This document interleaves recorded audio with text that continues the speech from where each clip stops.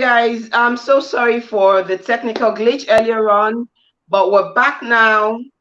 And please indicate if you can hear us. I can hear my guests now, so that's splendid. Yeah. Yeah, without wasting too much of our time, I'm just going to introduce him again briefly, or let's leave the introduction to him.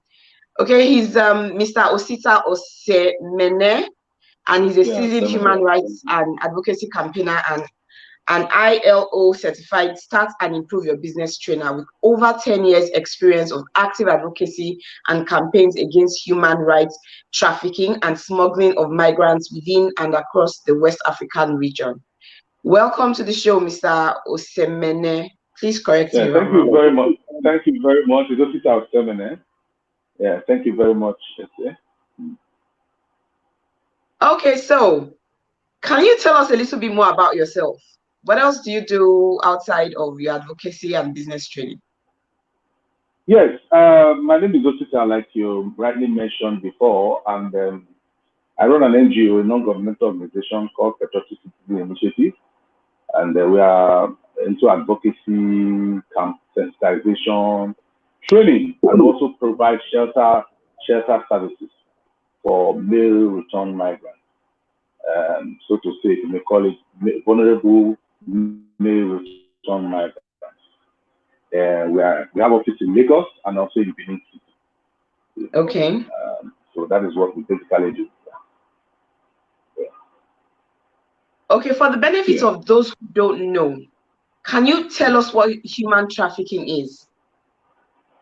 Yes, human trafficking, for those that don't know and for those that know, is an illegal recruitment of vulnerable persons using through the various means, transportation, coercion, deception, for the purpose of exploitation. So those are things. And the human trafficking can be internal. It can be from one state to another, from one locality to another. It can also be international across the border. But the major crime in human trafficking is that people are recruited against their will, against their wish, and they are used for exploitation. They are used for labor, and for selfish reasons. That is what human trafficking is. Okay, so are there instances where people voluntarily, submit themselves? Maybe not with not with the full knowledge of what is going to happen, but just because they want to relocate or leave their country where they are, they submit themselves to these smugglers without maybe necessarily knowing. And there are cases like that. Yes, there are some persons who, in the course of wanting to go for greener pastures or go for survival, they end up becoming victims of trafficking. But at the beginning, since they consented and they wanted to travel, but they always just like myself at once upon a time in my life, and that was what gave birth to this organization I'm doing. I'm working in now. 2004, after my graduation in school from the university, after some years of looking for a job, I was desperate to leave this country. But it never occurred to me that I was going to go through a very difficult and a dangerous journey. All my what was in my mind was to go to Europe and start work, and a group of smugglers capitalized on that and said there are jobs in Spain, you know, unknowingly to me that I was going to be stranded in Sahara Desert, and I saw a lot of young boys and young girls en route that's going to Europe, claiming or believing that they were going to Europe. Some were trafficked, while some were smuggled. Along the line, you see some of them that were smuggled, becoming victims of trafficking. You see the ones that were trafficked, ended up being enslaved, ended up being raped, ended up being used for different type of, selfish acts for the purpose of those who have decided to traffic them. So those are the things. For those who decide, they consented, but they can also as well end up becoming victims of trafficking. Okay, thank you so much for that. Before we continue, I would like us to invite more people to join the program. So we're going to go on a quick break and then we'll be right back. Let's just get our people who have left. Okay, yeah. So if you're watching us, please, on Facebook, please share and let people know we're back live. Okay, we're going to be back in a minute. Let me just take a little break and then come just with Esse. Not care about what's in the neighbors per se. We keep it hot and juicy every day. As we go the yana, make we go the love and understand each other. I beg don't be mad if your friend won't come here just with Esse. Just with Esse. Come just with Esse. Come just with Esse. As we go the yana, make we go the love and understand each other. I beg don't be mad if your friend won't come here just with Esse. As we go the yana, make we go the love and understand each other. I beg don't be mad if your friend won't come here just with Esse. Just with Esse. Come just with Esse. okay, welcome back. We'll have more people join us in a minute. And if you're here, remember, please send in your questions for our guests so we can take them as the show is ongoing. Okay, so who are the people, the set of people that are most vulnerable to trafficking? Yes, for human traffickers, they Oh, not appreciate again, more. not again, not again. I can't Hello? hear you now. Can you hear me? Hello? Okay, here's what we're going to do. Okay, because if the viewers can hear you, I and them, if you can hear, please give me another thumbs up. Okay, since you can hear me, Mr. Osita, here's what we're going to do. Don't worry, it's gonna, if they can hear, then it's been, your voice is being recorded. I don't know why I'm the one who's not hearing you. So when I ask you a question, go ahead and answer it. When you're done, just give me a thumbs up and then I'll go to the next question. Okay. Yeah. Yeah, so we're talking about the people who are most vulnerable to human trafficking. Please, Mr. Noidem, let us know if you can hear our guests. Yes. Those that are most vulnerable to human trafficking are mostly vulnerable young girls because the traffickers see them as preferred commodities. They use them as commodities. They use them for their self.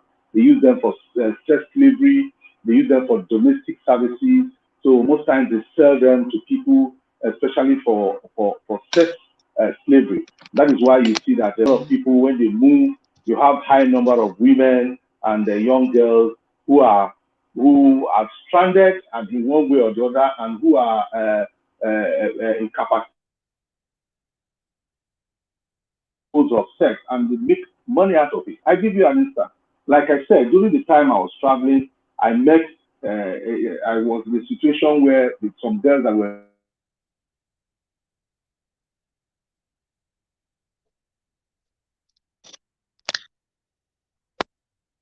especially for the purpose of sex. So those who are more vulnerable and highly vulnerable are actually young ladies. Okay, Edith, you can hear him. I can't hear at all. Okay, so let's hope that this is going to work. Okay, so what are some of the disadvantages of human trafficking? Yes, a lot of disadvantages, because loss of human capital, dehumanization. Some of these girls and that have been trafficked, when they return back, they don't remain the same. They have health challenges. Some of them are mentally, derailed. And families losing their loved ones. So it's a very huge disadvantage. Especially to the families and also to the country at large. So I think it's a major disadvantage that our young girls who are supposed to be useful in the environment are being trafficked outside and return back not being safe. Let's talk about your book, Chasing a Mirage, My Search for an Oasis. This feels really weird, but let's see how how long we can keep this going. I did read the book. I think it was 2010 or 2011. Yeah. When you wrote the book, when it was first published, I read it. Yeah, it was launched 2012. Okay, so can you share some of those experiences with us? I know there are some gory details in there, but it's good that people hear them so they know, what human trafficking is about. And if you can tell us some of the ways that people are deceived into human trafficking, that would also be very helpful. Yeah, most times people are not, most times the people who are trafficked, not entirely their fault. Most times it's even the fault of the environment where they are, the fault of the family, the fault of the people around them, the kind of life they are living, the vulnerability of the young ones, especially the women, that leads them, that makes them vulnerable to become victims of trafficking.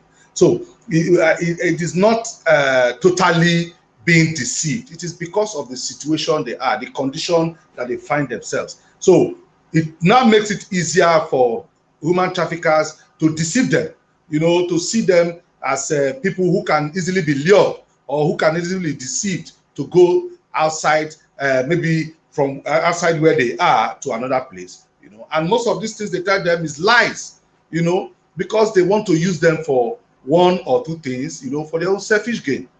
That is why you see that some of them are being deceived. But they capitalize on their status. They capitalize on their vulnerability.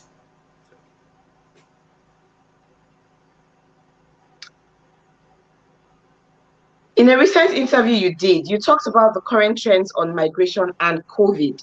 Please enlighten us on the current trends and what's the connection with COVID-19. Yes, COVID has actually affected the issue of migration, especially the migrant community.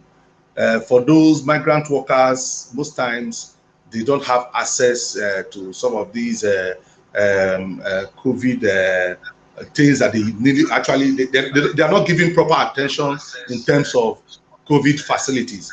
Then they are being discriminated, because of their status. Some of them have an irregular status. They are being discriminated. Then they don't have access to food. They don't have access to drugs. So it has been a great challenge for the migrant community. And even those who have returned back, and have not been able to come back into the society fully, they don't have what they are doing. They don't have a shop. They don't have a means of livelihood. COVID has gone a long way to cause more harm in their life, especially access to food and access to health facilities. So COVID has actually thrown a very big challenge to the migrant community, both the ones outside and the ones that have returned back.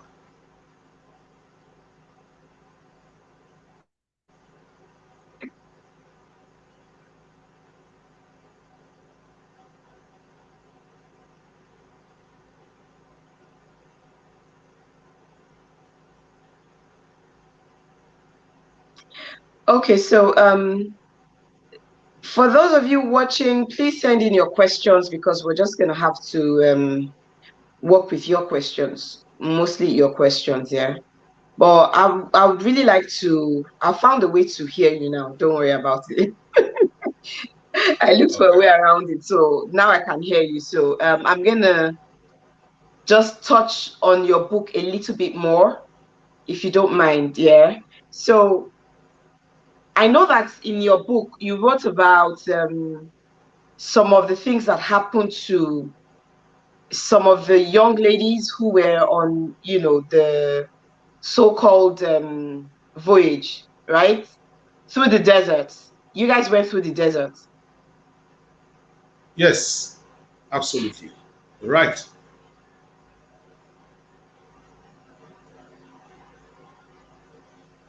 Okay.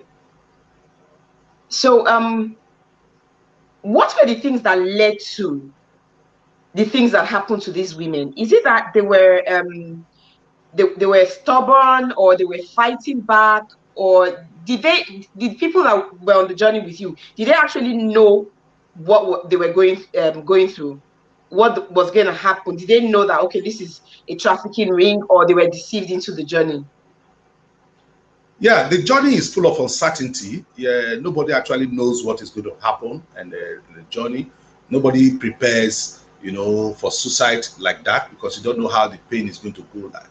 Like, it's a journey that has a lot of phases. You start up a journey with clothes and shoes, and at the middle of the journey, you find yourself with just a boxers and singlet for men, and for the ladies, they see themselves, they have been used from different spots, you know, which they never prepared for. So none of them knew what they were going to go through, and they never prepared for such, because they were not told that they were going to be raped on the way. Because for some persons, if they had known, if they had been informed that this is how the journey is going to look like, I tell you, none of them will embark on such journey, and none of them will agree to be enslaved. So the issue is none of them knows what, you know, what they were going to go through.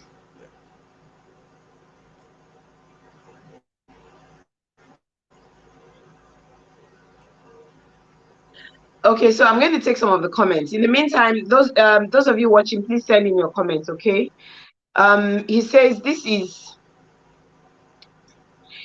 a very sensitive topic, and I think you should reschedule this for another time or hour. Your guest has a lot to offer. Yes, I agree with you. I annoy them that it's very sensitive, and I know that he has a lot to offer. I have read his book, and trust me, till date, it's how many years ago? I still remember some of the details. At a point, I had to put the book down and like, this is too much, you know. And did you mention, I think, did someone died on that journey, right? Yes, a lot of people died, and we even have children who died on that journey. Is an experience that even myself, that is what is still giving me the strength to even assist one or two persons, vulnerable groups, especially the young ones, you know. So we lost some very, very young ones along the line. If you read the book very well, you will see the story of Temi.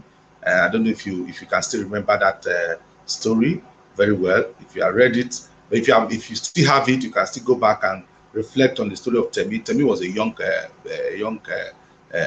that was traveling with the parents, you know, and all of a sudden, some challenges came up along the line. And we also have some persons who were traveling with their family, and because of issues that came up, fights among the migrants that were traveling from different tribes, you know, a truck, the father of the young guy was the driver of the truck, you know, and in the course of trying to separate the fight with the truck, he climbed on the son's head. I can remember that the son or the daughter, he climbed on the head, and that was the end of that little child. So there were a lot of terrible experience in that journey. Yeah, a lot of terrible experience. And it's not something you can advise your enemy to actually experience. And that was one of the reasons why I decided to document that book, so that people can use it as an example. Yeah, you know. Yeah. I can imagine it takes a toll, doesn't it? And I'm sure that it would take a lot for you to even get over it. Trust me, I didn't experience it, but from the little that I remember about that book, I know that, you know, it was a lot. So at what point did you decide, I've had enough, I'm not doing this anymore? Before you answer that question, the young men that were on that journey, wasn't there anything you guys could do to protect those women? Yeah. It was difficult because we are armless. It's a strange land, and you don't know where you're going to run to. You don't know who you're going to run to. You don't speak the language they speak.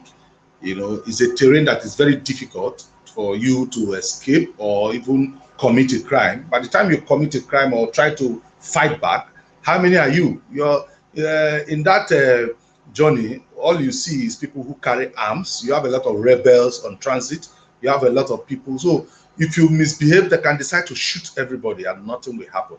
They are not accountable to any government. They are not accountable to anybody. So you have to be very, very careful and ensure that you are safe to a certain extent. Along the journey, you have a lot of people who have run mad, a lot of Nigerian youths who have run mad that cannot even go forward again. They cannot return back. So it is a very terrible situation that the youths and the young ones have found themselves, and some persons are actually making fortune out of that route to Europe.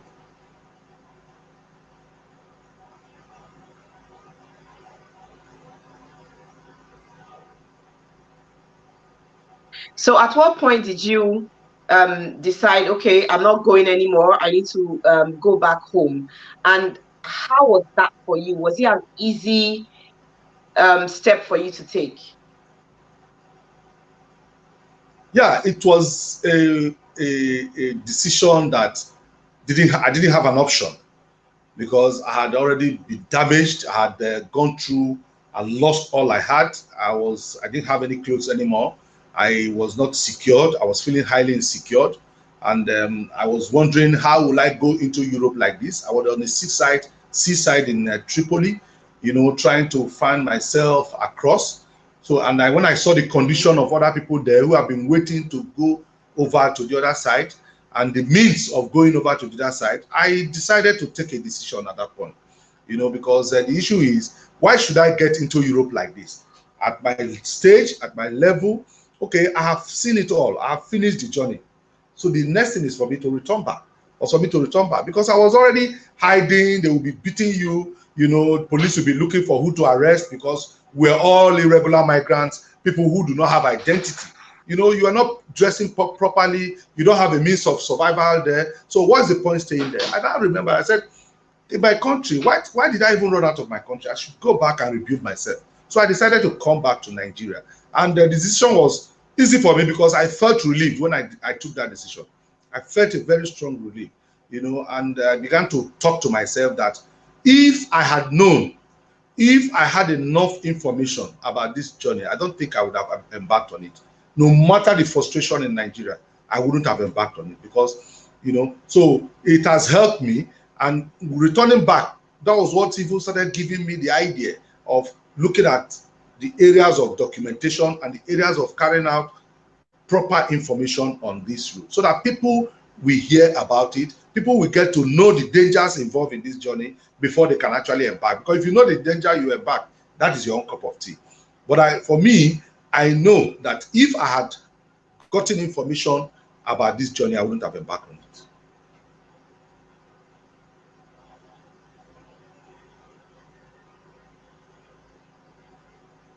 Thank you very much, Mr. Osita. I'm not going to take much of your time. I've already spent, you know, taking a good number of your time. So I'm just going to ask one last question.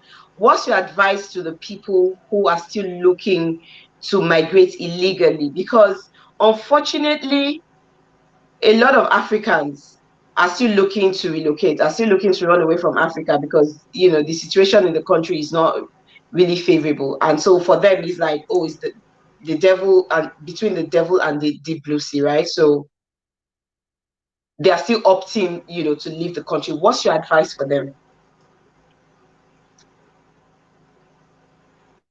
Yes, it's terrible, because when you look at the situation of the country, like you said, every youth and family, they want to relocate. But the most dangerous thing is, I want to tell the youths and Nigerians not to be desperate to leave this country. Desperation can lead you to a lot of problems. It can lead you to debt, it can lead you to falling into the hands of slavery, it can lead you to the hands of smugglers and traffickers. You know, I keep on advising people, if you must travel, travel the right way, look for the appropriate document, get skill that is required across where you are going to. Because the truth is, if you don't have the skill that is required from the other country, you are not welcome. You are going to suffer. So people should begin to equip themselves with the necessary skills that will be required from the country they want to go to, you know, and look for the right way, the right channel to travel. Traveling through the Sahara Desert, you know, is dangerous, and it can end someone's life at any time and will bring unhappiness to your family.